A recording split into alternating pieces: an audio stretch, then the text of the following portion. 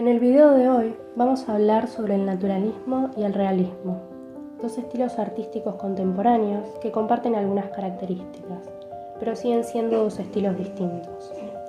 Ambos comienzan en el siglo XIX y siguen en la actualidad, teniendo un auge de 1870 a 1890.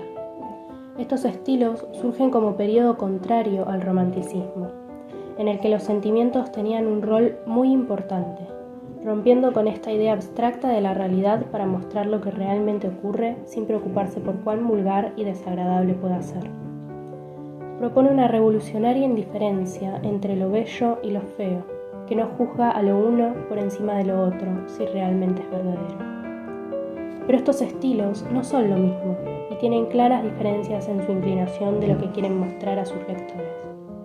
El realismo es más descriptivo y refleja los intereses de la burguesía, mientras que el naturalismo se extiende a las clases más desfavorecidas, intentando explicar la raíz de los problemas sociales y usando una forma materialista. Comencemos por el naturalismo. Nos encontramos en un movimiento artístico que nace en Francia y se extiende rápidamente por toda Europa, adaptándose a las literaturas nacionales. Podemos observar que se utiliza el determinismo, un fenómeno que está fijado de una manera preestablecida por las condiciones. Los autores presentan este fenómeno en el humano, dando a entender que no somos completamente libres, dependiendo de nuestra genética y condiciones económicas, políticas, sociales. Por lo que ninguno de nuestros actos, de nuestra voluntad, es libre. Está todo preestablecido. Este determinismo deriva a la crítica de cómo está constituida la sociedad, a las ideologías y a las injusticias económicas, en que se hallan las raíces de las tragedias humanas. Pero esta crítica es implícita, ya que el naturalismo se centra en el positivismo, que no considera verdad lo que no puede ser objeto de experiencia y de método científico, en el evolucionismo natural de Darwin y el darwinismo social, que niega la espiritualidad del hombre al negar la intervención divina, por lo que se impide la oportunidad de aportar opiniones personales. En la pintura, el movimiento que relacionamos con el naturalismo es el realismo, que surgió en 1855 y resultó escandaloso para los burgueses, principales consumidores del arte, ya que se mostraba a las clases trabajadoras y campesinas, siendo horroroso de ver para la gente de dinero y no considerándolo arte. Poco a poco, este arte comenzó a tornarse una denuncia social, mostrando lo que muchos optaban por no ver y pasando a llamarse realismo social. Dos de los autores más importantes del naturalismo fueron Emilia Pardo Bazán y Émile Zola. Emilia Pardo Bazán fue una novelista, periodista, traductora, poetisa, crítica literaria, dramaturga, catedrática, conferencista y ensayista española. Nació en 1851 en La Coruña y era de una familia aristocrática. Y fue la que introdujo al naturalismo a España, centrándose en los derechos de las mujeres y el feminismo. En todas sus obras se ven sus ideas acerca de la modernización de la sociedad española, la necesidad de la educación femenina y el acceso de las mujeres a los derechos y oportunidades que tenían los hombres. Algunas de sus frases más conocidas y controversiales fueron: la educación de la mujer no puede llamarse tal educación sino doma, pues se propone por fin la obediencia, la pasividad y la sumisión. Por la boca solemos morir como los simples peces, y no es muerte propia de hombre avivado, sino de animal bruto, frío y torpe, criticando lo torpe de las acciones humanas. No hay palanca más poderosa que una creencia para mover las multitudes humanas. No en vano se dice que la religión liga y aprieta a los hombres, criticando los sistemas sociales y políticos.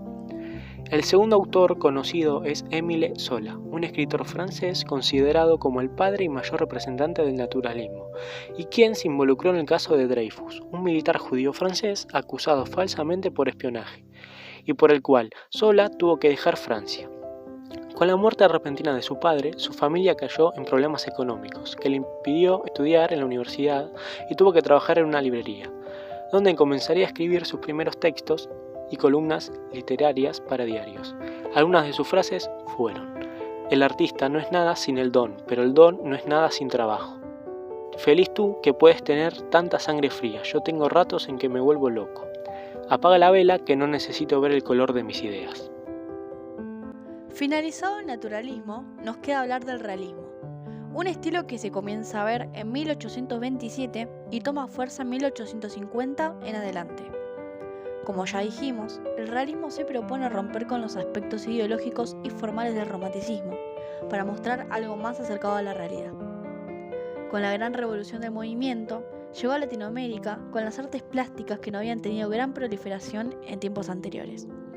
Este estilo se caracteriza por la gran cantidad de detalles que llevan al lector a imaginarse la historia con mayor facilidad y apegándose firmemente a la realidad, dejando atrás lo sentimental y trascendental para mostrar la realidad de la burguesía en el marco teórico.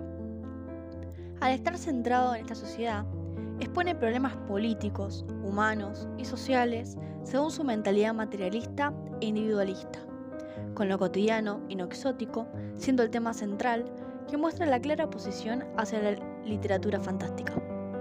El lenguaje utilizado en este estilo se puede asociar a las hablas regionales, dejando lugar al registro coloquial no solo de las sociedades adineradas, sino también de las sociedades más pobres y trabajadoras.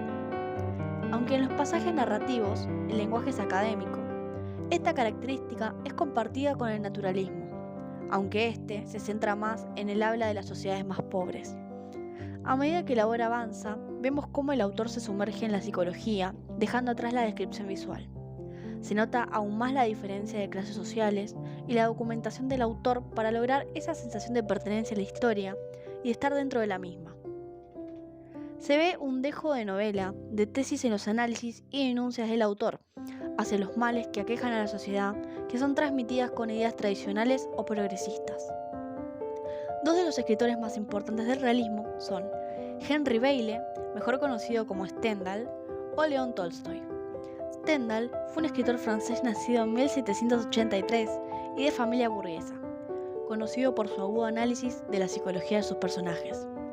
En sus escritos se nota una sensibilidad romántica con un poderoso sentido crítico, que dieron lugar a su filosofía de Casa de la Felicidad y que se ve representada en el egotismo de todos sus personajes, pero sin dejar de lado la característica observación objetiva y el carácter individual de su expresión típico del realismo. Aunque fue despreciado por los escritores contemporáneos, se volvió en el creador de la novela moderna, que dio paso a la narrativa del siglo XIX con su positivismo. Algunas de sus frases típicas son: ir sin amor por la vida es como ir al combate sin música, como emprender un viaje sin un libro, como ir al mar sin estrella. Otra tenemos, por ejemplo: el amor es una bellísima flor, pero hay que tener el coraje de ir a recogerla al borde de un precipicio. Y por último tenemos: si el alma está preocupada en sentir vergüenza y en superarla, no puede sentir placer. León Tolstoy fue un novelista ruso considerado de los escritores más importantes del mundo. Nació en 1828, en una familia de la antigua nobleza rusa. En sus escritos trata de mostrar la realidad de la sociedad en la que vivía, teniendo una gran influencia en el desarrollo del movimiento anarquista, aunque en sus últimos años tuvo una crisis espiritual y se convirtió en una persona profundamente religiosa, llegando a criticar todas sus obras pasadas. Durante su vida, vio como su ideología y su vida eran contradictorias, por lo que decidió mezclarse con los campesinos dejando atrás los lujos, pero sin abandonar a su familia, con la que vagamente dormía en la misma casa. Algunas de sus frases más conocidas son: el único conocimiento absoluto que se puede alcanzar el hombre es que la vida no tiene sentido. Hay menos encanto en la vida cuando piensas en la muerte, pero es más pacífica. El gobierno es una asociación de hombres que ejercen violencia sobre todos los demás.